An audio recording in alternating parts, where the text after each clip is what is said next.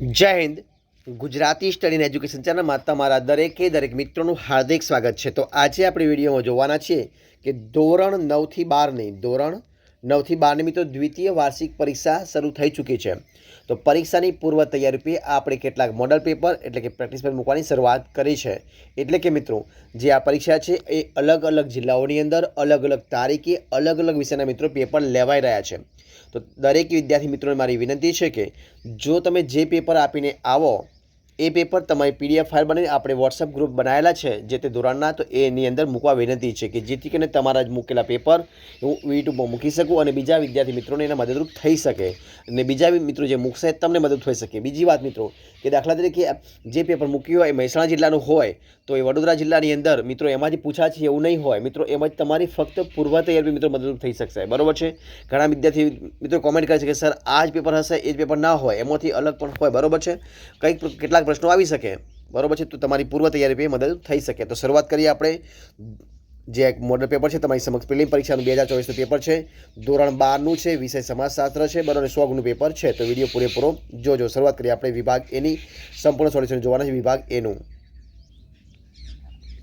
તો જોઈએ. વિભાગ એની અંદર કે નીચેના પ્રત્યેક પ્રશ્નોમાં આપેલા વિકલ્પોમાંથી સાચો એટલે કે યોગ્ય વિકલ્પ પસંદ કરી સાચો ઉત્તર આપવાનો છે. પ્રત્યેકનો 1 ગુણ આપવામાં આવે છે. તો જોઈએ પહેલો પ્રશ્ન કે ગુજરાતમાં કયા ધર્મના લોકોની વસ્તી સૌથી વધુ છે? 4 ઓપ્શન આપ્યા છે: ઇસ્લામ, ખ્રિસ્તી, જૈન કે હિન્દુ. તો જવાબ શું આવશે? જવાબ આવશે ઓપ્શન 4 નંબરનો હિન્દુ. બીજો પ્રશ્ન, ભારતનું રેલવે નેટવર્ક કેટલા કિલોમીટર છે? 3,25,000 કિલોમીટર, 3,15,000 કિલોમીટર, 2,15,000 કિલોમીટર કે 1,15,000 કિલોમીટર. મિત્રો જવાબ આવશે ઓપ્શન 4 નંબરનો 1,15,000 કિલોમીટર જવાબ બનશે. ત્યારબાદ નીચે આપેલ લક્ષણમાંથી આદિવાસી સંસ્કૃતિનું લક્ષણ કયું છે? આપેલ તમામ, સ્વાવલંબન, વિવિધતા કે કદમો નાની. તો મિત્રો જવાબ શું આવશે? આપેલ તમામ બનશે.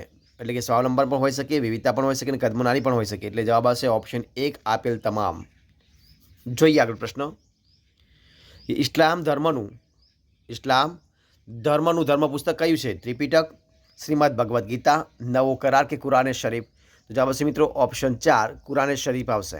ત્યારબાદ જોઈએ આપણે કે ભારતે કઈ સાલમાં અસ્પૃશ્યતા નાબૂદી કાનૂન બનાવે? તો ઈસવીસન 1955, ઈસવીસન 2001, ઈસવીસન 1950 કે ઈસવીસન 1947.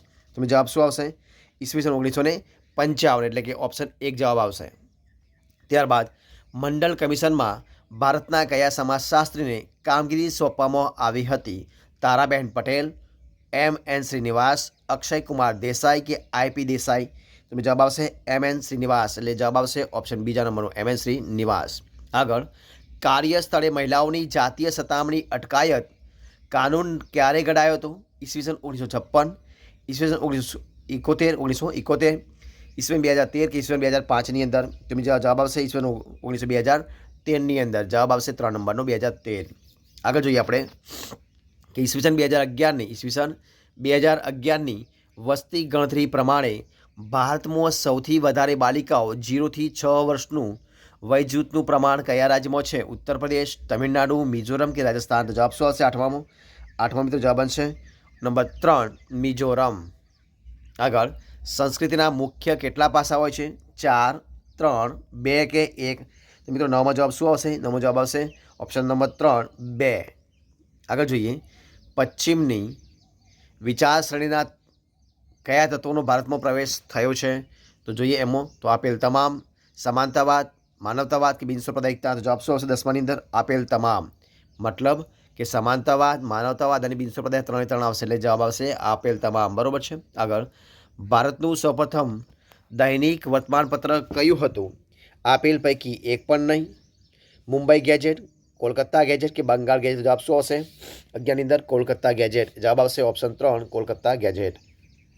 આગળ જોઈએ આપણે કે ચિત્રની ટેકનોલોજીની શોધ કોણે કરી હતી? જ્યોર્જ ઇસ્ટમેન, થોમસ આલ્વા એડિસન, માર્કોની કે ગુટેનબર્ગ. જવાબ આવશે ઓપ્શન બીજા નંબરનો થોમસ આલ્વા એડિસન. બરાબર છે. આગળ જોઈએ, ગુજરાતમાં મહિલા કેળવણી માટેના આંદોલનને કોણે ચલાવ્યા હતા? એની બેસન્ટ, મહર્ષિ કર્વે, રાજારામ મોહન રાય કે પછી હર્બર્ટ બ્લેમર. જવાબ આવશે ઓપ્શન બીજા નંબરનો મહર્ષિ કર્વે. બરાબર છે, મહર્ષિ કર્વે. આગળ જોઈએ આપણે કે બ્રહ્મો સમાજની કઈ બ્રહ્મો સમાજની સ્થાપના કોણે કરી હતી? તો જવાબ આવશે મહર્ષિ કર્વે, કવિ નર્મદ, કૃષ્ણદાસ મૂળજી કે રાજારામ મોહન રાય. જવાબ શું 14માં આવશે? રાજારામ મોહન રાય. નંબર 4 નંબરનો.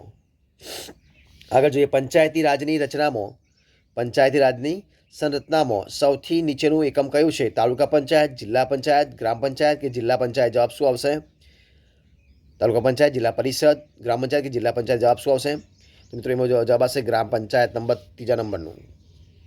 ત્યારબાદ ભારતમાં પંચાયતી રાજની ભલામણ કોણે કરી હતી?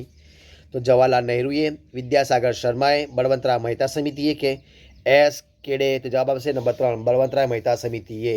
આગળ જોઈએ દહેજ પ્રથા અધિનિયમ ક્યારે ઘડવામાં આવ્યો હતો?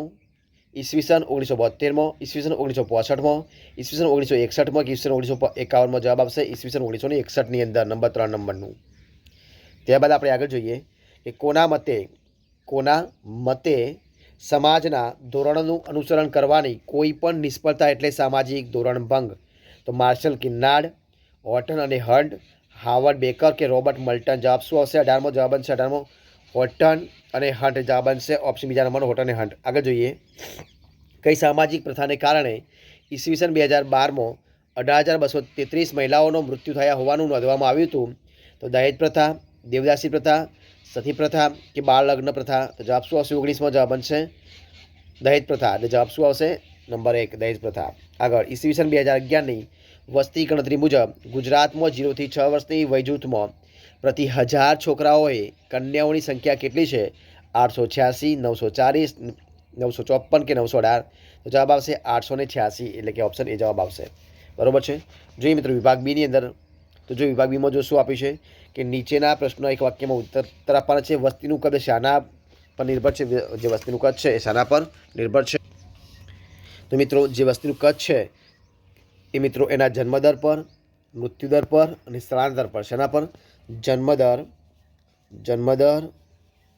મૃત્યુદર અને એના સ્થળાંતર પર નિર્ભર છે. જોઈએ આગળ ધાર્મિક સમુદાય એટલે મિત્રો શું? ધાર્મિક સમુદાય કોને કહેવાય?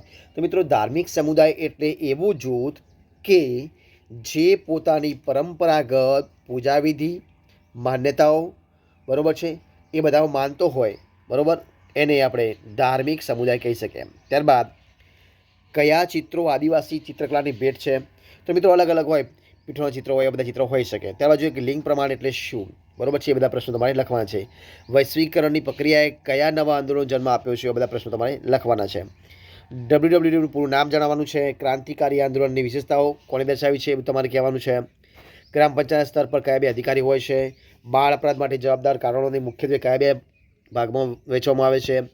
નશીલા દ્રવ્યોના વ્યસનના માઠા પરિણામો અંગે સૌપ્રથમ ક્યારે વિચાર કરવામાં આવે તો? વિભાગ સી મિત્રો તમારી સમક્ષ જો આપ્યો છે. વિભાગ સીમાં જો પ્રશ્નો આપ્યા છે કે 10 મિનિટ ટૂંકમાં જવાબ આપવાના છે. રાષ્ટ્રીય પક્ષો કઈ રીતે રાષ્ટ્રીય એકતા લાવવા માટે પ્રેરક પૂરું પાડે છે? ભારતના નાગરિક એવોર્ડ કયા છે? આદિવાસીઓની ચિત્રકલાની સમજૂતી આપવાની છે. હિન્દુ ધર્મમાં કઈ બાબતોનું ખૂબ મહત્ત્વ રહેલું છે? આદિમ જાતિઓમાં યુવા ગૃહો કયા કાર્ય કરે છે? ભારત અને ગુજરાતમાં ઈસવીસન 2011ની વસ્તી ગણતરી પ્રમાણે ગ્રામીણ અને શહેરી લિંગ પ્રમાણ જાણવાનું છે. ડૉક્ટર યોગેન્દ્ર સિંહના મતે સશક્તિકરણનો અર્થ સમજાવવાનો છે. સામાજિક અને સાંસ્કૃતિક પ્રક્રિયાઓ કઈ બાબત જોવા અને સમજવામાં ઉપયોગી છે? સમૂહ સંચાર માધ્યમો આરોગ્ય સ્તર સુધારવામાં કેવો ફાળો આપે છે? સુધારાવાદી સામાજિક આંદોલનો કયું કાર્ય કરે છે? ગાંધીજીએ ગ્રામ પંચાયતો માટે શું કહ્યું હતું? યુવા અજંપાનો અર્થ આપવાનો છે. કુટુંબની કઈ પરિસ્થિતિમાં બાળક માનસિક તાણ અનુભવે છે? જ્હોને ક્લોસોને નશીલા દ્રવ્યોના વ્યસન અંગે કઈ રજૂઆત કરી છે? ત્યારબાદ વિભાગ ડી જોઈએ આપણે. તો વિભાગ ડીને જો શું છે વિભાગ ડીની અંદર? તો કે નીચે આપણે 10 પ્રશ્નોના મુદ્દા જવાબ આપવાના છે. કે રમતગમતની પ્રવૃત્તિઓ કેવી રીતે રાષ્ટ્રીય એકતા સર્જવા મદદ સમજાવે છે તે કરે છે. ભારતના નાગરિકોની મુખ્ય ફરજો જણાવવાની છે. શીખ સમુદાયની વિશિષ્ટતાઓ જણાવવાની છે. આદિવાસી વિકાસના કાર્યક્રમ ટૂંકી રૂપરેખા આપવાની છે. મહિલા સશક્તિકરણની વિભાવના સમજાવવાની છે.